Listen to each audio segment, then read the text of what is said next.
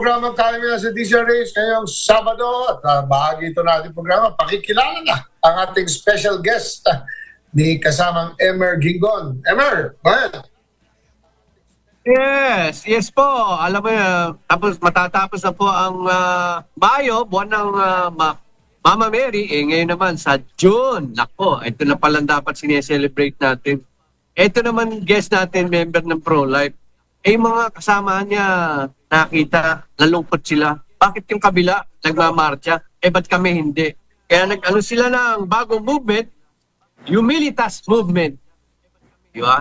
Ito, pakikilala natin. Nako, batang-bata ito nung nakilala ko to. Ngayon, medyo babata pa rin. Pero nagpaglaban pa rin para sa buhay. Walang iba, binibining Nirva de la Cruz. Welcome, Nirva! Good afternoon po, everyone. To all the... Hi, Nirva. Hi, Nirva. Welcome, welcome. Thank you po. Thank you for having me. Yes. So, hi po from Humilitas. Oo. Humilitas, Metro Manila. Meron ka daw malaking event ngayong June. Nirva. Yes po. So, on June 7, Kwento mo muna yung paano nangyari, ba't nagkaroon ng Humilitas? Nakita mo kasi nagpaparada ng ano? Ayan.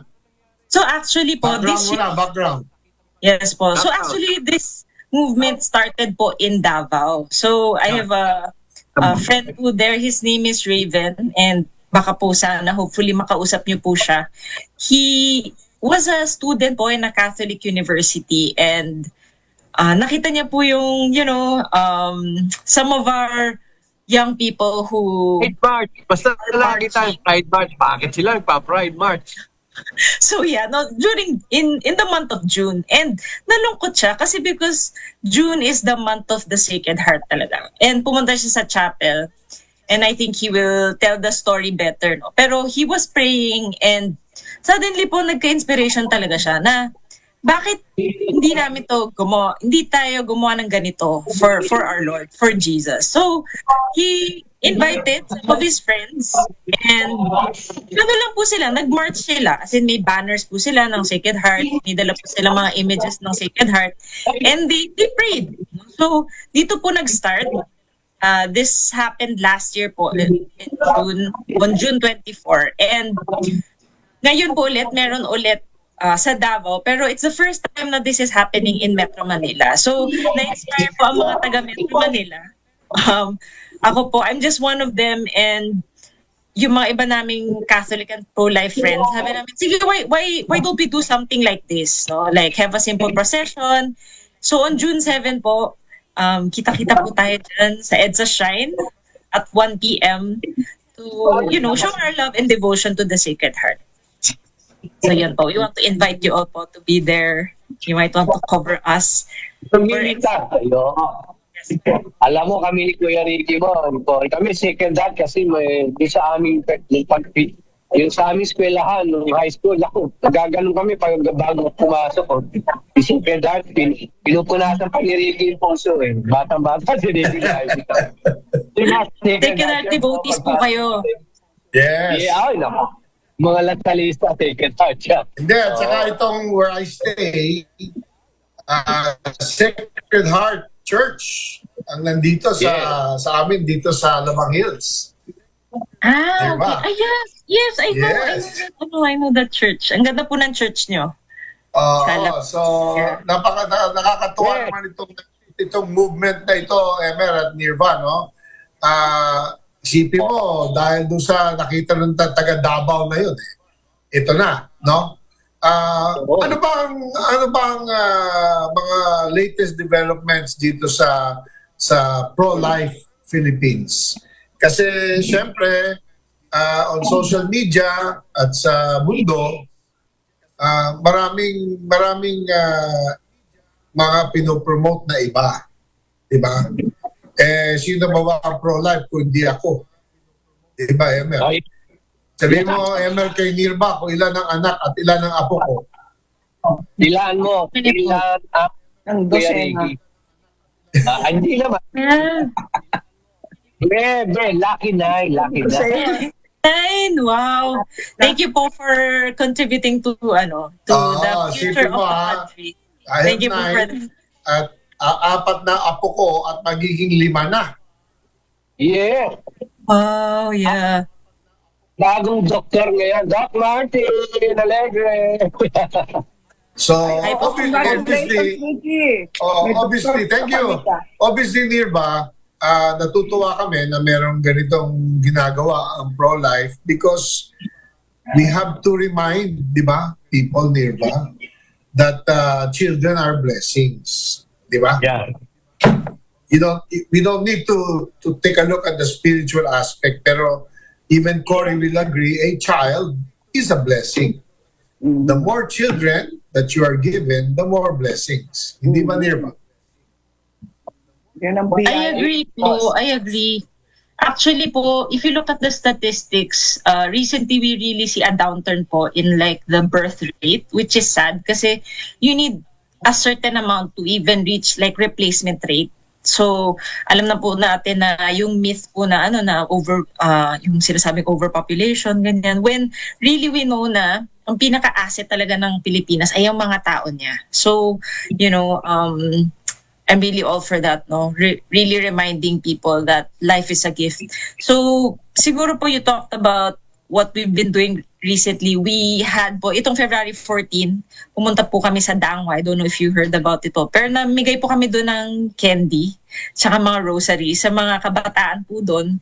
Na alam niyo naman po, every year tradition na po namin yun na parang showdown siya. Kasi may mga booth po doon na namimigay ng condom sa mga kabataan. That's near the U-Belt, UST. So talaga ang daming tao. So kami naman, konti lang kami, pero we really show the youth din na, if you really love each other, then you will wait and you will grow in virtue. Kasi love really is meant for marriage, diba? So, yun po. That's one of our recent projects. And sa Humilitas po actually, it's not just pro-life, pero we have Youth for Christ, Singles for Christ, MFC, Missionary Families of Christ, the Sentinel, and Pro-Life Philippines. No? And also actually Colombian Squires.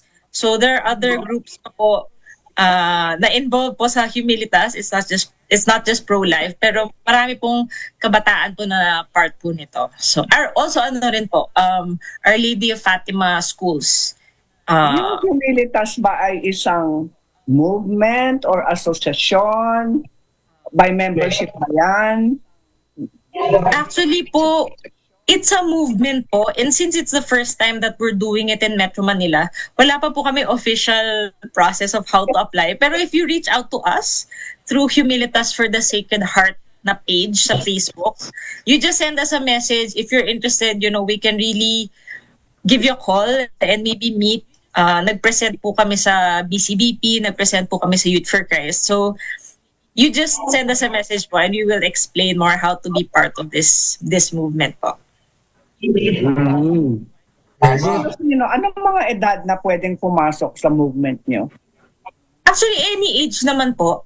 Pero, any age naman po. Pero actually, marami pong, I would say, young people who are really, kasi it was started by a student. So, kumbaga, we really see the desire of young people then to reach out to their fellow young people, other students. Pero we have people from all ages po. So, everyone is welcome.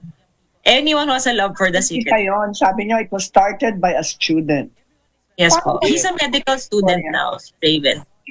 I hope po you can also talk to him at Yes. Event po sa Davao is June 14. Sa Metro Manila po, it's June 7. So, So magkakasunod siya na events. Yes po. Actually, we wanted it to be on the same date, kaya lang hindi siya nag-work out sa logistics. Pero yeah, and hopefully po Bacolod soon. Okay, before good. the end of the month. So, yan po. Maybe Ano mangyayari sa mga pinupuntahan nyo? Okay, so ba? Iba po siya ng program. So for Davao po, they will also have a procession, a march like us. Pero they will have a conference. So 2 days po yung sa kanila, June 14 and 15. And they will have a march all over the streets of Davao. Tapos the following day, they will have talks on the Sacred Heart.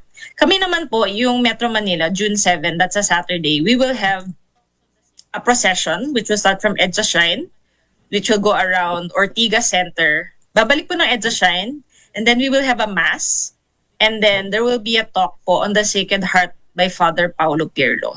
So Father Paulo Pirlo, he's so good po. I hope you can really listen to him. Ang galing po niya. Tagal niya na sa Pilipinas para na po siyang Pilipino. So, Italiano. really love him. And Italian lastly ba po siya? pala, sorry po, he's Italian. Padre Paolo Pirlo is an He's- Italian?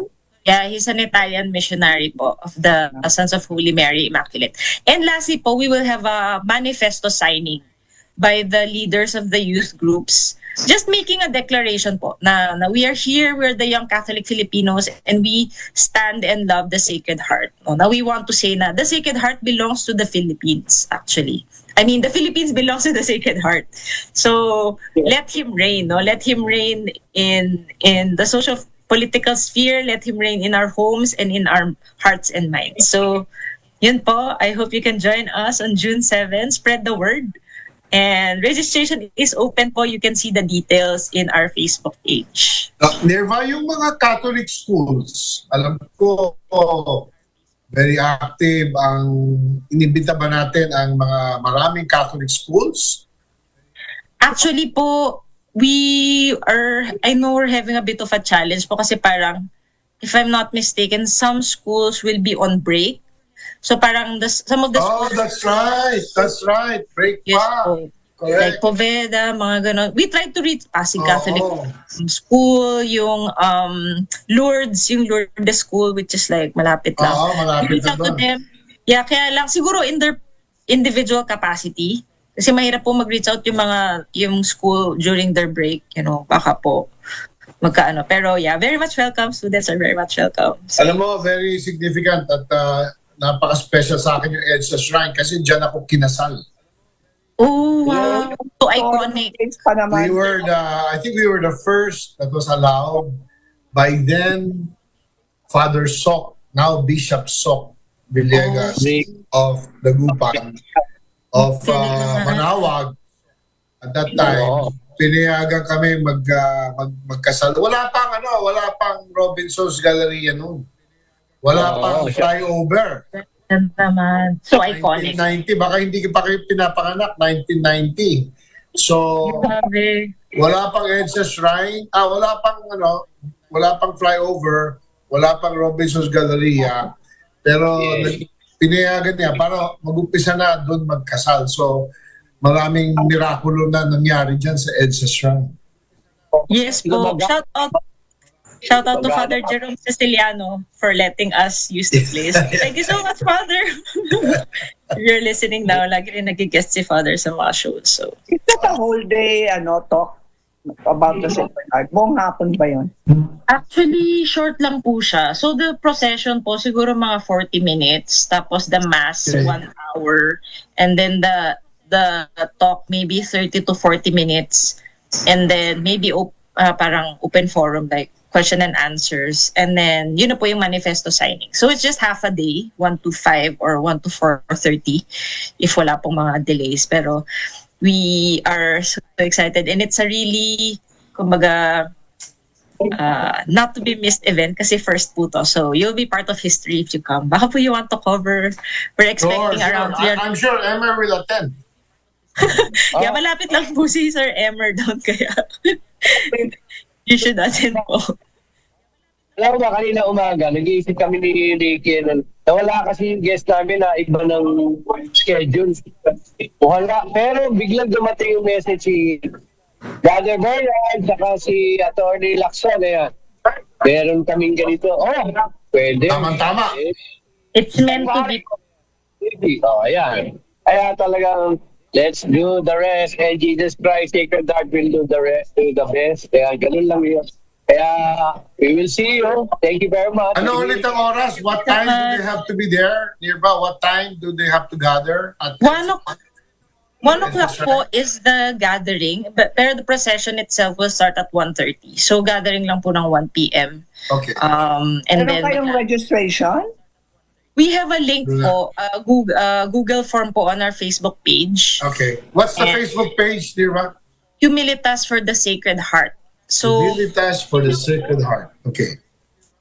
tingnan nyo lang po yung dalawang events because the Davao event is there. That's June 14, 15. Pero yung sa amin po is June 7. So, nandun naman po Okay. yung Pareho ba yung poster noon o magkaiba yung sa Davao? magkaiba naman po. Pero it's the Okay. same page.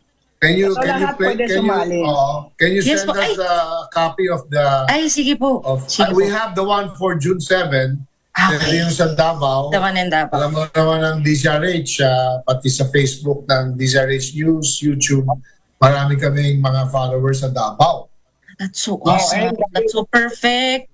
Sige po, thank you po, Sir Ricky. Yun din po pala, sorry, I'd like to plug din po. Every day po kasi since maybe 2 months, we've been praying the litany to the Sacred Heart via Zoom. Oh, wow. Everyone po is welcome. It's at 6 p.m. We start po with the Regina Celli and then we pray for our Holy Father, Pope Leo, and then litany na po. Napakabilis lang po nito, parang 7 minutes lang. Pero it's such a great devotion po. If you're really feeling like you need more peace in your life, you need to find refuge in the Sacred Heart, sumama po kayo sa amin. Puro kami doon mga pauwi na galing work, mga nasa Grab or whatever, mga students, ganun. Pero we make time and we welcome you po to join us via Zoom. So, nandun din po yung details sa Humilitas for the Sacred Heart page. So, yun po. Yes. At, For Very having good. me. galing. Congratulations, and we will announce this on the Facebook page of DZRH Kayamayan Thank you so much para po. lalong Really marami appreciate it. makarating dyan on June 7. Thank you so much po. The Sacred Heart is so happy and will bless you all po. Okay, Pray for us thank for you. our event. Thank you. Thank you so Thank you, much, Nirva. Hi, God bless. Nerva. God bless po. Bye. Oras na 4:52 ng hapon. At alam nyo, Cory, Emer, I've been to the Basilique de Socre de Montmartre in Paris. Sacred Heart. Yes. Yeah. Ano? The Basilica of the Sacred Heart. Basilica of the Sacred Heart in Paris. Yes. Yes. At syempre, sa May 31, pwede naman bumate yung special birthday sa May 31. Pwede na. Batiin mo na. Siyempre, Vice President Sara, your birthday. Oh, di ba? Kaya mga Dabawenyo, Malapit na. Thank you. Meron din kami sa 31. Babalik po kami sa GK Enchanted Farm. Si Tito Tony, mamanage na namin muli. Kaya Okay, very good. balik po kayo doon at napakasaya ang gagawin natin. Of course, go ahead, Emer. Yeah, si Char, si Bobby Rosales, and Marisol Fernandez. Yan ang mga Hawi Boys, Hawi Girls na nag-booking bill. Kaya happy birthday mga Mayo mababait. Nanonood sila po. Kaya, Yeah. Baka meron kang gustong batiin doon sa mga taga, Mactan. Mactan, of course. Ang mga Yan family at mga nagganot. Alam mo, may doktora. Oops. Oops. Teka muna. Yeah.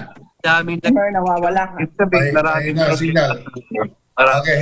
Go ahead. Go ahead, Emer. Tama, problem. Okay. Yes. At this point, mga kasama, Balikan. nais ko lang banggitin natin yung pagsara ng EDSA. Malapit na magaganap pala ito. Yan. Emer, at Cory, magkakaroon ng full rehabilitation ng EDSA. 24 kilometers. At ito ay mula sa Wow. Ross Boulevard hanggang Guadalupe. Wow. Ay, naku, yan ang major Yeah. bottleneck dyan. Alam mo ba kung ilan itong gano'ng katagal?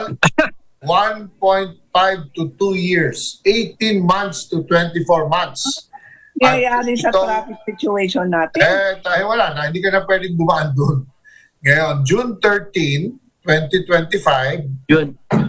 ang expected umpisa ng pagsara. Dahil nga, to modernize the aging road and east traffic flow. Yan. Ito ay pinangunahan ng DPWH, ng DOTR, MMDA under the Build Better More. Ang gagawin, ganito pala yun, Cory Emer, lane by lane, segment by segment, rehab. MRT and EDSA busway to remain operational. So yung busway na nasa inner lane, tuloy-tuloy yan, at saka yung MRT, tuloy-tuloy, hindi titigil yan. Expect na dadami ang sasakay sa MRT busway Wow. at sa sa EDSA busway at sa MRT. Yon. Ayon kay Secretary Vince Dizon, mananatiling open ang EDSA. Pero, merong gagawin, madaming gagawin. Ang umpisa nito mula sa middle lane, palabas. Pasay to Shaw shall be the priority dahil may magaganap na ASEAN Summit by early 2016, 2020. Oh, syempre, yes. Oh. Oo. Okay.